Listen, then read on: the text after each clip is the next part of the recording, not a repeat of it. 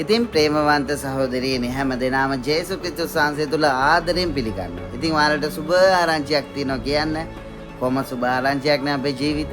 ඉතින් final goal FG church එකේ අලුත් ශාඛාව කිරිබත්ගොඩ ටයර් හන්දියේ විවෘත කරනවා. ඉතින් ඔයාලා හැම කෙනෙක්ම මම බලාපොරොත්තු වෙනවා ඔයාලා හැම කෙනෙක්ගෙම පැමිණීම. ඉතින් පෑලියගොඩ ඉන්න, ඒ වගේම හොනපිටිය හරියේ ඉන්න, එහෙම නැත්නම් අපි බලමු කැලණියේ ඉන්න සහ කිරිබත්ගොඩ ඉන්න. ඔයාලා හැම දිනාටම පැමිණෙන්න පුළුවන්.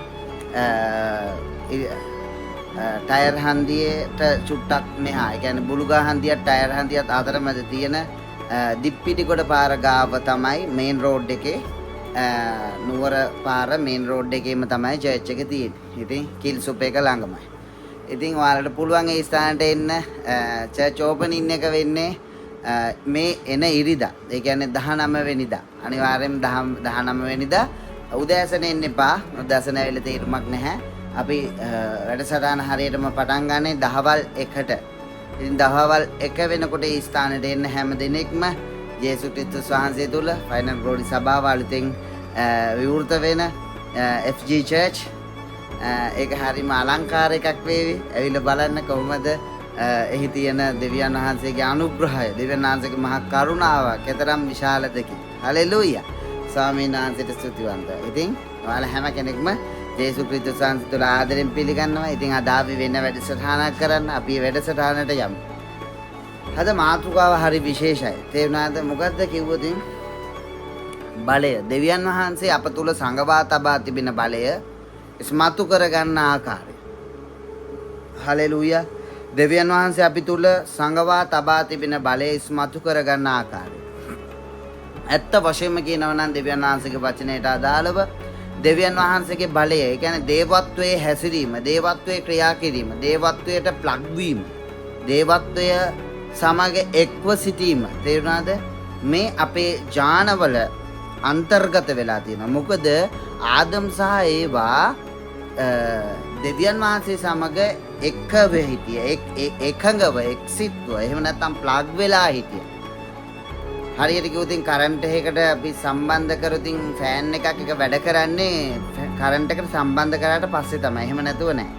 ඒ වගේ මිනිස්සයා දෙවියන් වහන්සේට සම්බන්ධ වෙලා හිටියේ. ඉතින් ඒ සම්බන්ධ වීම දෙවියන් වහන්සේ විසින් නතර කරා. ඉතින් ඒ දෙවියන් වහන්සේ විසින් නතර කරපු සම්බන්ධ වීම නැවත සම්බන්ධ වෙන්නත් ඒ වගේ මේ සම්බන්ධයේදී ඇති වුණා තේරුණාද? දෙවියන් වහන්සේගේ දේ අපේ ඥානවල සටහන් වුණා. හලෙලූයා. ඇත්ත වශයෙන්ම කියනවා නම් දෙවියන් වහන්සේගේ දේ අපේ ඥානවල සටහන් වුණා. අපේ හෘදවල සටහන් වෙලා තියෙනවා. තේරුණාද? ජේසුස් ක්‍රිස්තුස් වහන්සේගේ දේ පවා අපේ හෘදවල සටහන් වෙලා තියෙනවා. ඒ වගේම දෙවියන් වහන්සේගේ දේ අපේ ඥානවල සටහන් වෙලා තියෙනවා. තේරුණාද? අපේ DNA වල සටහන් වෙලා තියෙනවා. ඉතින් නමුත් ඒ සටහන් වුණාට ඒව ක්‍රියාත්මක වෙන්නේ නැහැ. ඒව ක්‍රියාත්මක වෙන එක ස්වාමීන් වහන්සේ විසින් වළක්වල තියෙනවා. පැහැදිලිද? ඉතින් ඇත්තටම කෙතුණුවනි මේ අහන්න, මිනිස්සුනි මේ අහන්න, ඔබට කරන්න බැරි දෙයක් නැති පුද්ගලෙක්. තේරුණාද? හිතන හැම දෙයක්ම කරන්න පුළුවන් කෙනෙක්. ඉතින් මේ හැම දෙයක්ම කරන්න පුළුවන් හැකියාව සහ අමරණභාවය සහ වයසට නොගිහින් සිටින්න පුළුවන් හැකියාව.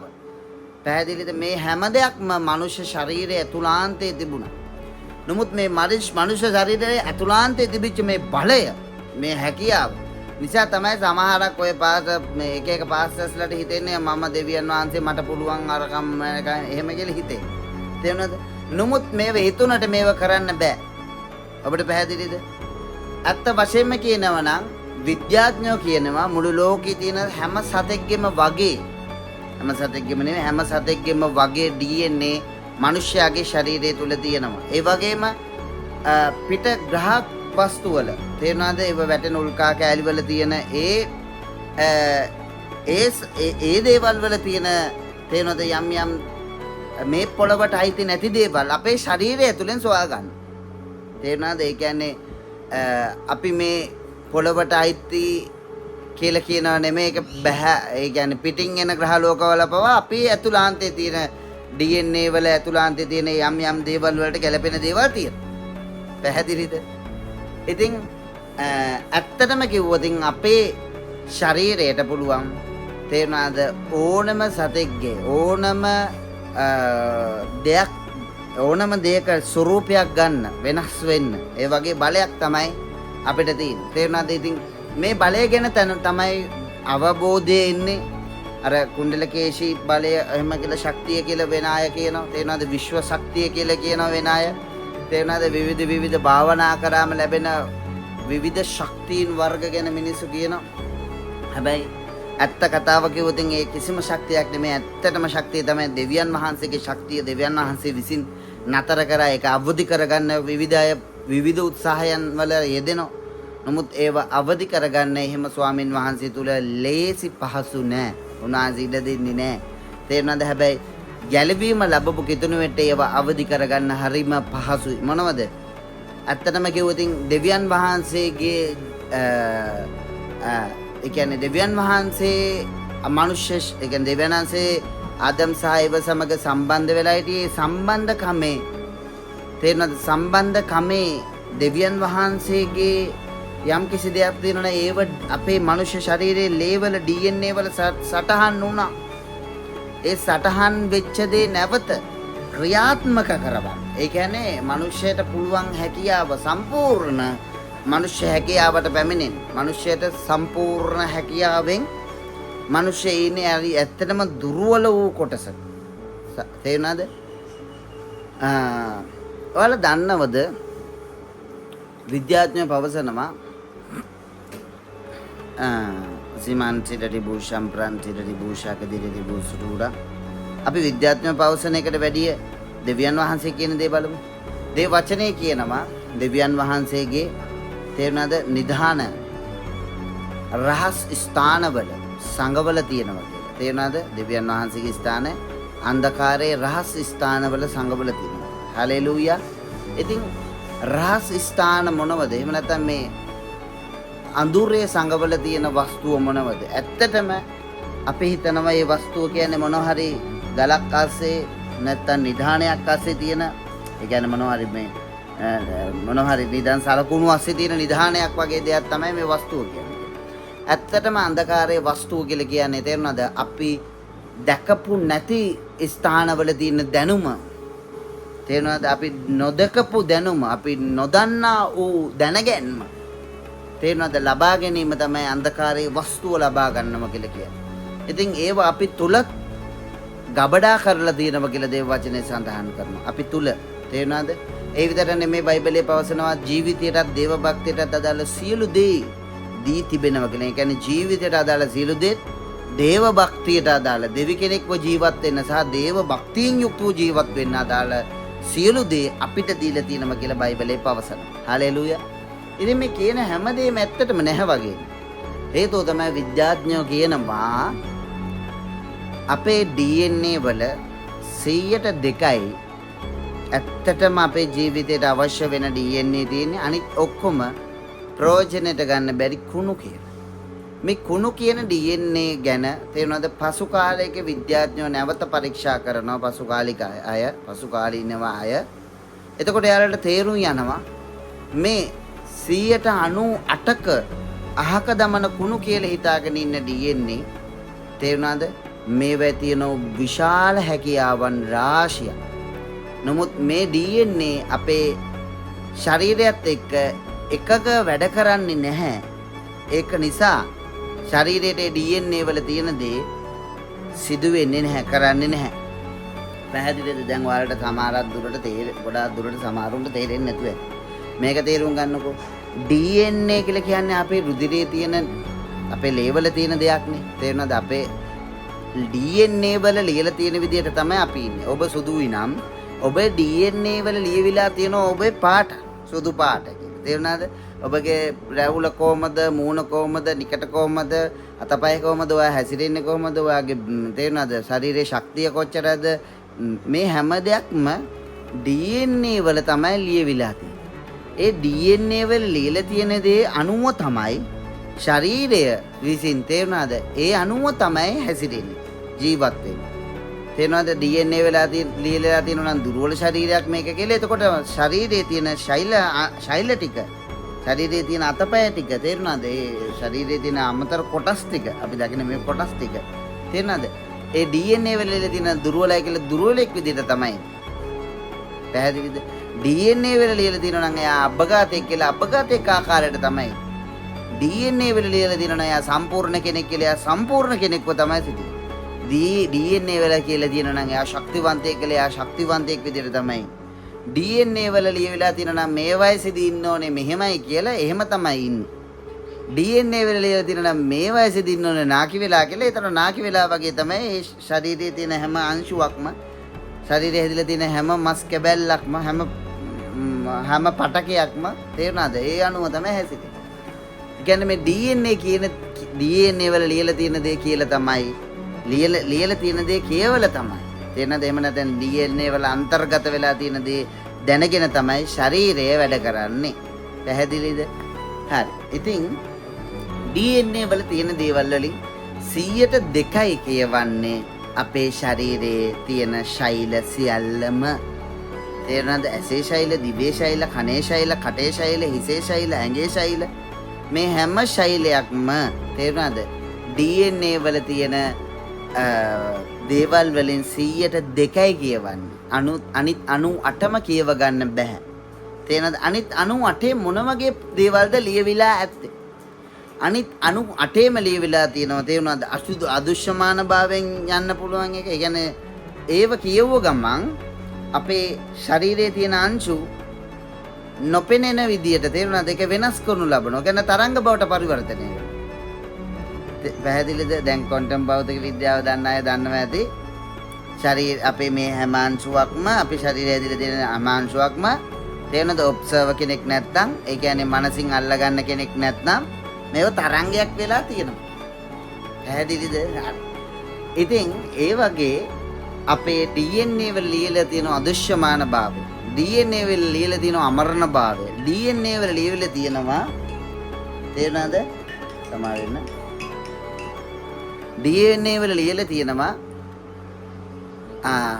යෞවන භාවය. කවදාවත් නාකි නොවන යෞවන භාවය ලියවිලා තියෙනවා. ඒ වගේම අපේ DNA වල ලියවිලා තියෙනවා තේරෙනවද? ආලෝකමත් භාවය. ඒ කියන්නේ අපෙන් ආගේ ශරීරයෙන් ආලෝකය නිපදවන්න පුළුවන්.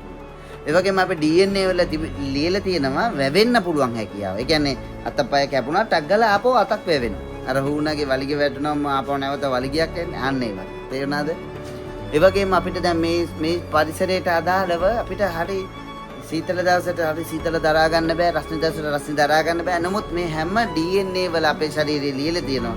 ඒට අදාළව මාංශය ශරීරයේ වෙනස් වෙනවා එකපාරට. ලෝම ඇවිල්ලා හරි මොනවා හරි වෙලා ඩග්ගල සීතලට අදාළ වෙනස් වෙනවා. උණුසුම් දවසට තමන්ගේ ඇඟ අර හිපොපොටේමස් වගේ තේරුණාද? කූල් කරලා ඇතුළත සීතල කරනවා. හිපොපොටේමස් කියන සතාගේ ඇඟේ තියෙන එයාගේ ශරීරයේ හැදිලා තියෙන එයා කොච්චර අවුවේ හිටියත් එයාගේ ඇතුළත කූල් එකේ ඉන්නේ AC එකේ වගේ. හේතුව එයාගේ ශරීරයේ තියෙන අංශු වල නැනෝ ප්‍රමාණයේ අංශු වලින් තේරෙන දෙක සකස් වෙලා තියෙන යාව කූල් එකේ තියන. පැහැදිලිද? ඒකට අවුව ප්‍රශ්නයක් නෑ. යාට කොච්චර නේගේ ප්‍රශ්නයක් නෑ. හරිද? අන්න මේ වගේ විවිධ ආකාරයට අපේ ශරීරය හැදිලා තියෙනවා. හරිද?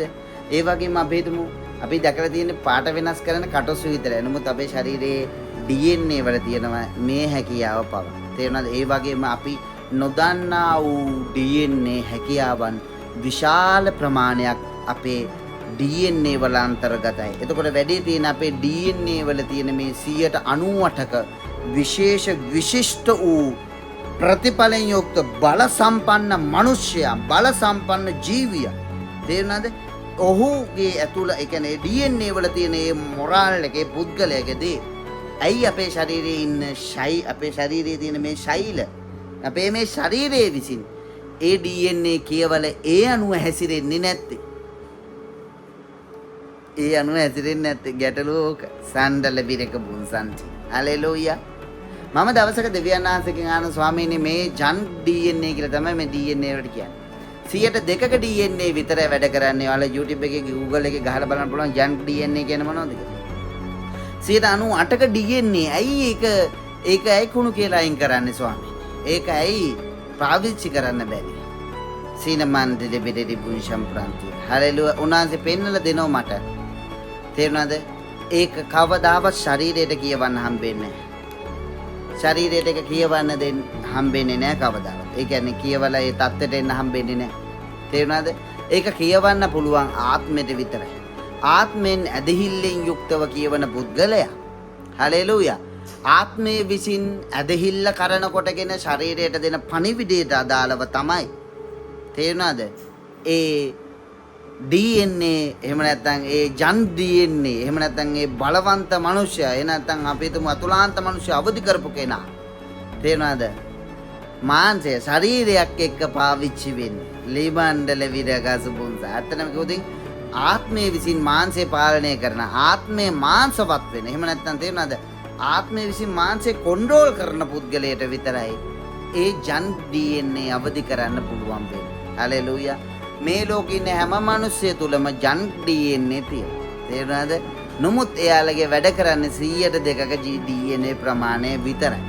ඒ කියන්නේ මේ ලෝකේ ඉන්න හැම මිනිස්සෙක්ටම පුදුමාකාර හැකියාවන් තියෙනවා. මේ සත්තුන්ට තියෙන හැකියාවන් වතුර යට ඉන්න පුළුවන් ඒවා තේරුණාද? පොඩ්ඩම් පයිපේ ආසර කරන්න පාවෙන්නද මේ හැම දෙයක්ම හැකියාවන් තියෙනවා මනුෂ්‍ය ශරීරයට. මනුෂ්‍යගේ DNA වල. මනුෂ්‍යගේ DNA වල තිබ්බට ශරීරේ නෑ ඒක. ශරීරේ නැත්තේ ඒක ඇයි? DNA වල තියෙන විදිහට ශරීරය හැසිරෙන්නේ නෑ. හැසිරෙන්නේ නැති හේතුව DNA වල තියෙන දේ ශරීරයට කියව ගන්න බෑ. කියව ගන්න බැරි හේතුව මම සොයාගෙන යද්දී කියව ගන්න බැරි හේතුව තමයි විද්‍යාඥයෝ පවසනවා. ඒ DNA වල ලියලා තියෙන ජන් DNA වල ලියලා තියෙන දේවල් වල මුල සහ අග තේරුණාද? ලියලා නෑ. මුල අග ලියලා නැතුනම ශරීරයට එක කියව ගන්න බෑ. ආරම්භක විදිය අවසාන විදියයි දන්නේ නැත්නම් හැසිරෙන්න බෑ යාර. ඒක හින්දා මේ දේවල් යා ප්‍රතික්ෂේප කරන ශරීරයේ එක කියවන්නේ නැතුවත්. ඒ විතරක් නෙමේ 102ක DNA විසින් තේරුණාද? ප්‍රෝටෝන නිපදවන අපේ ශරීරයේ ප්‍රෝටෝන නිපදවන ශක්තිය නිපදවන. ඒ ප්‍රෝටෝන ශෛල වටා ඇතිලා තියෙනවා. තේරුණාද? අපි හිතමු විවිධ දේවල් විදියට මේ දේ ඇතිලා තියෙනවා. විවිධ දේවල් ඇතිලා තියෙනවා. ඝන තට්ටු වගේ බැඳිලා තියෙනවා. මේ බැඳිලා තියෙනකන් ඇත්තටම මේ ශෛල වලට බෑ වෙන දෙයක් කියවන්න. ඒ කියන්නේ ජන් DNA වල දේවල් කියවන්න බෑ. තේරුණාද? අර මොකද හේතුව මේ ප්‍රෝටෝන තේරුණාද? මේ දේවල් වල බැඳිලා ඇතිලා තියෙන නිසා. ඒක හේතුව. ප්‍රෝටෝන බැඳිලා තියෙනවා. ඒක නිසා කියවන්න බෑ. තවත් හේතුවක් තමයි අග මුල නැහැ. මුල අග නැහැ. ඒ ජන් DNA වල ලියලා තියෙන ඒවා මුල අග නැහැ. තුන්වෙනි කාරණාව තමයි තේරුණාද? on off switch නැහැ. on දැන් ඒක on කියලා DNA වල ලියවිලා නැහැ. තේරුණාද? ලියවිලා තියෙන එක ඒක කියව ගන්න බෑ. ඒක පැහැදිලි නැහැ. off දැන් ඒක off වෙන්න ඕනේ කියලා ලියවිලා නැහැ. තේරුණාද? දැන් අපි DNA වල ලියවිලා තියෙනවා. අපි හිතමු තේරුණාද? යමක් අපේ කෙස් කළු වෙන්න ඕනේ කියලා. තේරුණාද? එතකොට කළු වෙලා එනවා කෙස් වල ලියවිලා ආපහු DNA වල ලියලා තියෙනවා කෙස් සුදු වෙන්න ඕනේ කියලා. එතකොට ඒ කාලේ සීමාවේ වෙනකොට කෙස් සුදු වෙනවා. එතකොට DNA වල ලියලා තියෙනවා දැන් කෙස් ගහ හැලෙන්න ඕනේ කියලා. එතකොට ඒ කාල සීමාව වෙනකොට කෙස් ගහ හැලෙනවා. පැහැදිලිද? අර ඒක දැන් කළු වෙන්න ඕනේ, දැන් වැටෙන්න ඕනේ, දැන් සුදු වෙන්න ඕනේ කියලා මෙන්න මේ වගේ ස්විච්. තේරුණාද? මේ වගේ අවස්ථාවන් මේ ජන් DNA වල ලියවිලා නැහැ. එතකොට කාරණා තුනයි ස්විච් නැහැ. අනිත් එක මොකද්ද? මුලාග නැහැ. අනිත් එක මොකද්ද? අර 102ක DNA වල ප්‍රෝටීන් නිසා. තේරුණාද? ශක්තිය නිසා බැඳිලා තියෙන දේවල් නිසා. තේරුණාද? ඒවට අනිත් දේවල් වල තියෙන දේවල් කියව ගන්න අමාරු.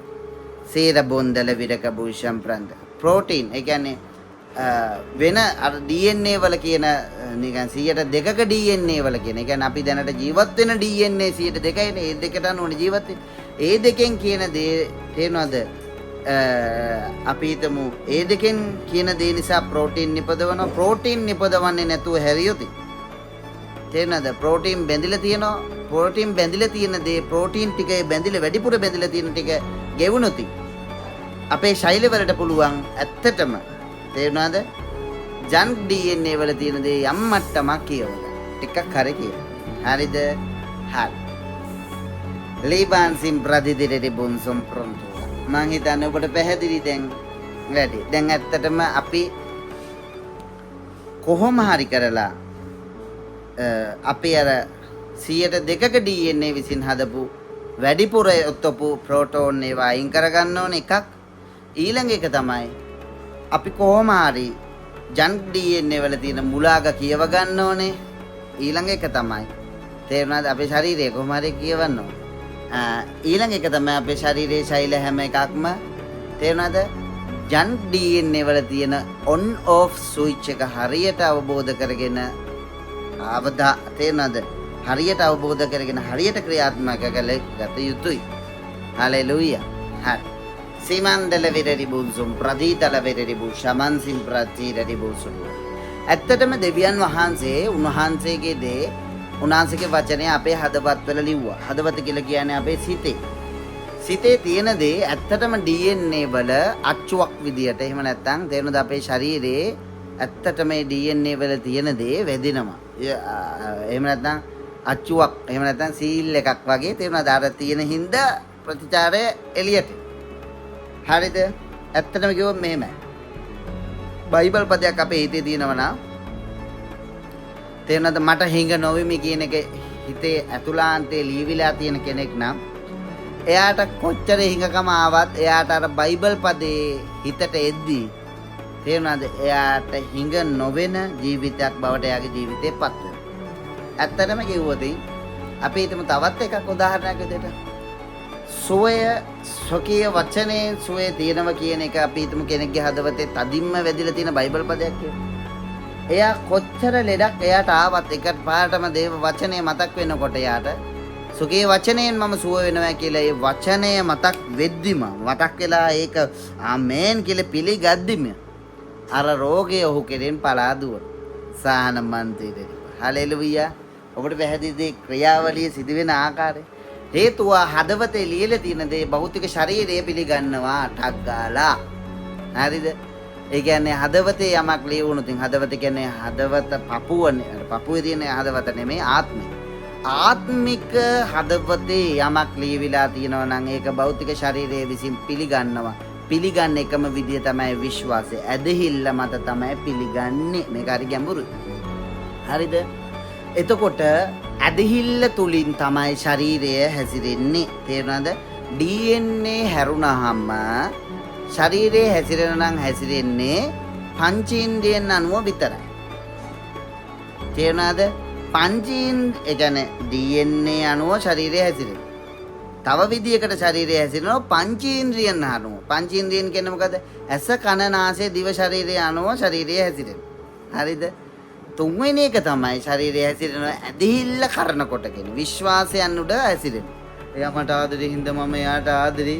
ඒක නිසා මම එයා මෙතන ඉන්න කිව්වා. ඒක නිසා මම මෙතන ඉන්නවා. අයියෝ ඔයා ඔතන ඉන්න කෙනෙක් ඇහුවොත් මම අරයා එනවා කිව්ව නිසා ඉන්නේ. එයා එනකන් නෑ කිව්වම ඔයා කියනවා නෑ මට විශ්වාසය එනවා. ඒ කියන්නේ ආයතන රැඳා පවතින්නේ ශරීරය තියාගෙන එහෙම ඉන්නේ. ශරීරය එහෙම ඉන්නේ හේතුව ඇදහිල්ල නිසා. ඒ කියන්නේ විශ්වාසය නිසා. යමක් කෙරෙහි තදබල විශ්වාසයක් නිසා. තේරුණාද?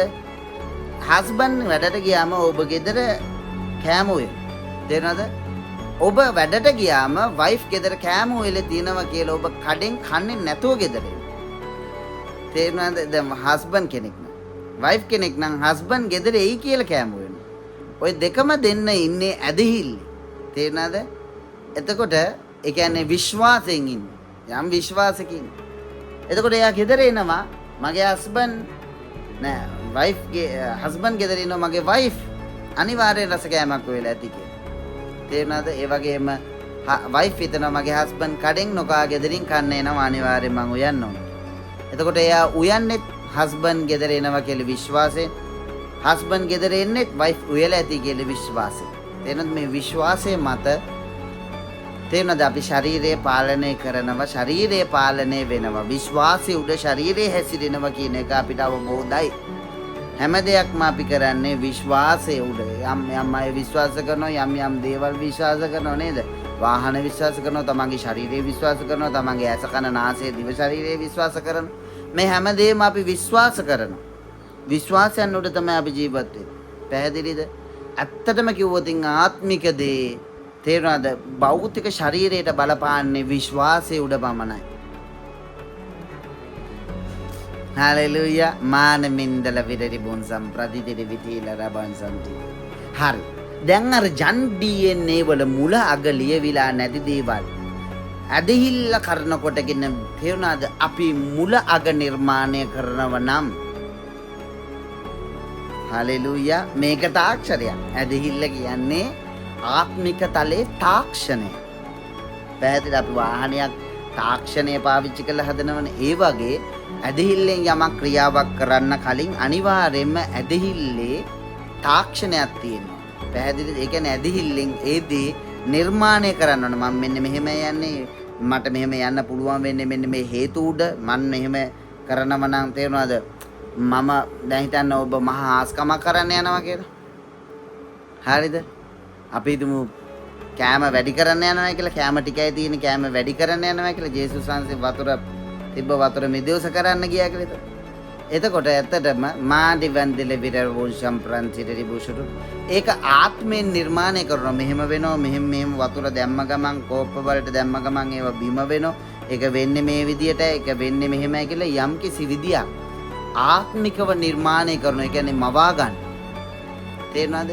ඒ මවාගත්ත පුද්ගලයා කාර බින්දල විරක සීතාල බොරටි බුෂම් ප්‍රන්ති. ඒ තාක්ෂණයක් තියෙනවා. ඒවා ඔයාලා එන්න මගේ චර්ච් එකට මම ඒ තාක්ෂණය ගැන කියලා දෙන්නම්. ඇදහිල්ලේ ආත්මික තාක්ෂණය.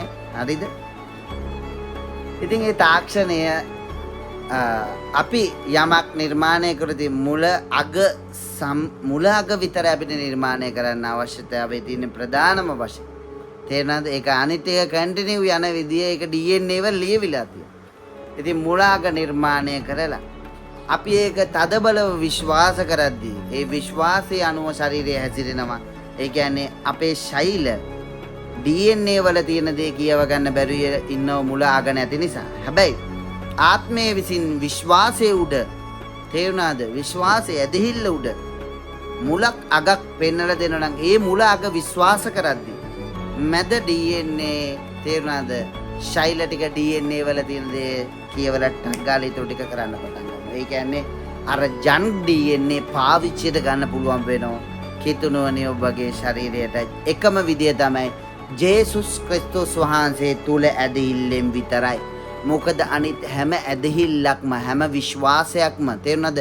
මල විශ්වාස, මද විශ්වාස, මැරිච්ච විශ්වාස නිසා විශ්වාසයන් සාර්ථක වෙන්නේ නැහැ. හේතුව ක්‍රියාවක් නැති දෙයක් විශ්වාස කරන්න බෑ. මොකද ක්‍රියාවක් නැත්තේ. ජේසුස් වහන්සේ තුල ක්‍රියාවක් තිබ්බ උනාසේ මැරිලා නැගිටුණා. ඒක තමයි අපි අදහන්නේ. ඒ වගේ අදහන්න ක්‍රියාවක් නැහැ ජේසුස් වහන්සේ පිළි නොගන්න කෙනාට. තේරුණාද? ඒ කියන්නේ යමක් සිද්ධ වෙලා නැහැ යන්නේ. ඒ ක්‍රියාව කරන කොටගෙන තමයි දෙවියන් වහන්සේගේ කරුණාව නැමැති තෑග්ග අපිට ආවේ. බර වැඩිද මන්ද දේශනා. තේරුණාද? කරුණාව එන්නේ ඇත්තටම ඒ ජේසුස් වහන්සේ කරපු ක්‍රියාව මත යැපෙන පුද්ගලයන්ට විතර. එන්නේ කරුණාවට අදාළව තමයි අනිවාර්යෙන්ම ඇදහිල්ලේ තාක්ෂණය මුල අග නිර්මාණය වෙන්නේ හරියට. තේරුණාද? එහෙම නැත්නම් කවදාවත් මුල අග නිර්මාණය වෙන්නේ නැහැ කොච්චර මිතින් මවා ගත්තා. පැහැදිලිද? එතකොට නිමන් සීලා බොරරි බුන් සම්ප්‍රා අපේ ජන් DNA තේරුණාද? වල තියෙන දේ සහ ඇදහිල්ලෙන් අපි ජේසුස් ක්‍රිස්තුස් වහන්සේ කරන කොටගෙන දේව කරුණාව අනුග්‍රහය කරන කොටගෙන අපි ඇදහිල්ලේ තාක්ෂණයෙන් කරපු දේ අදහපු දේ තේරෙනද? මුල මැද අපෙන් තියෙනවා, මුල අග අපෙන් තියෙනවා, මැද කොටස සම්පූර්ණයෙන්ම DNA වල ලියලා තියෙනවා. ඒක නිසා අපි පුදුමාකාර දේවල් අපේ ශරීරය තුල සිදු වෙන්න පුළුවන්. තේරුණාද? අමරණ භාවයේ, තරුණ භාවයේ වගේ මෙවැනි මහ පුදුමාකාර දේවල් සහ තවත් දේවල් තේරුණාද?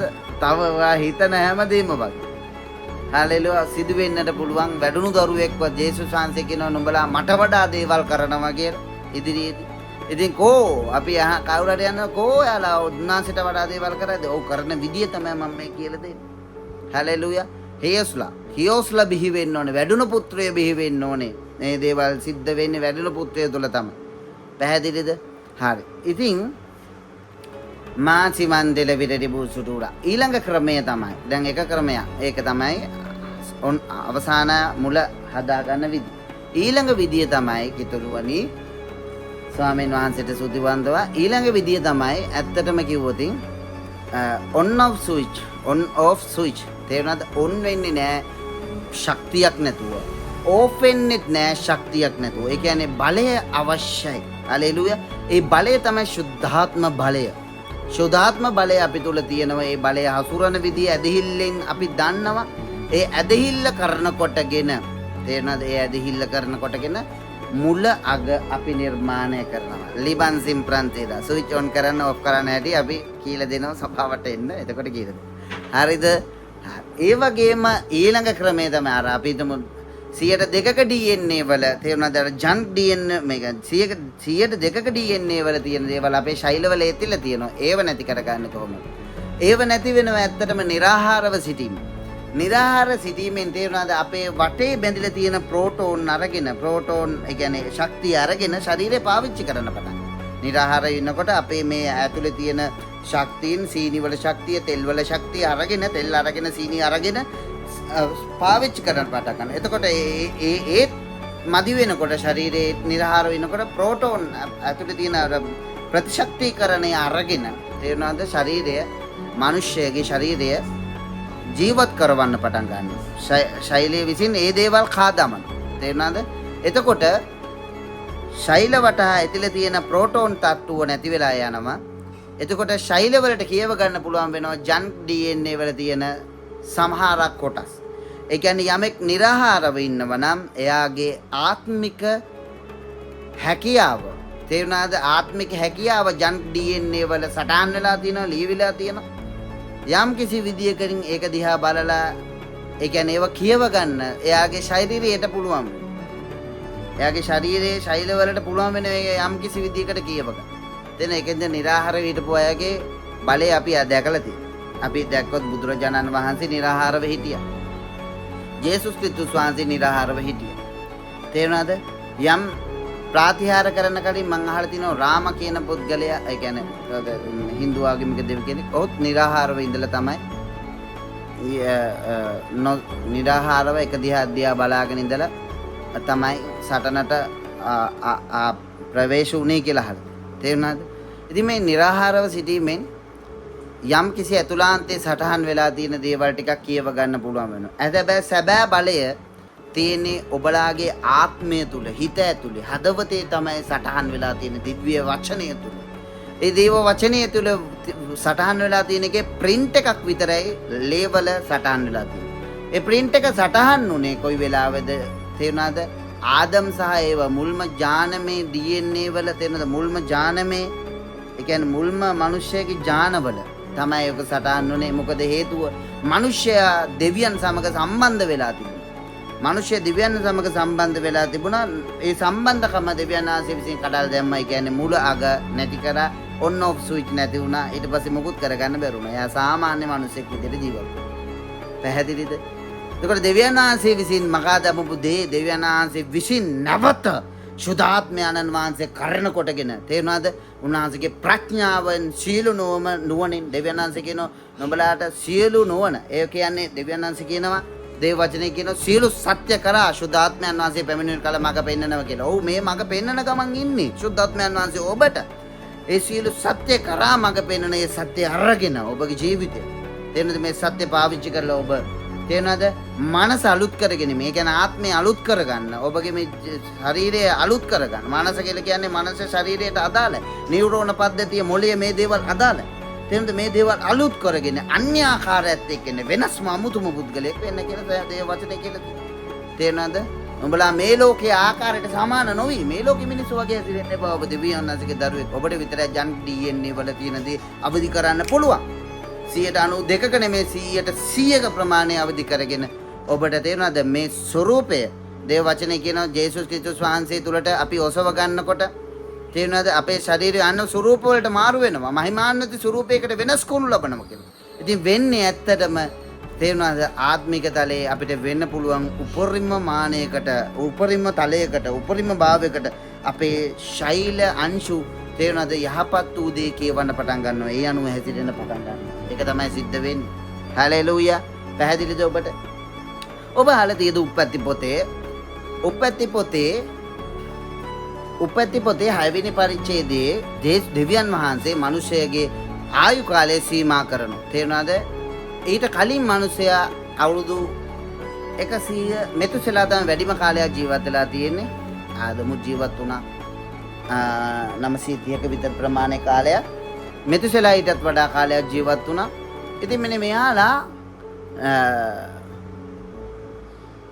උපැති 6 වෙනි පරිච්ඡේදයට කලින් මෙයාලා ගොඩාක් කාලයක් ජීවත් වුණා. අවුරුදු 600 800 900 කාලයක් ජීවත් වුණා. එකපාරටම දෙවියන් වහන්සේ අවුරුදු 120ට තේරුණාද ආයු කාලය සීමා කරන.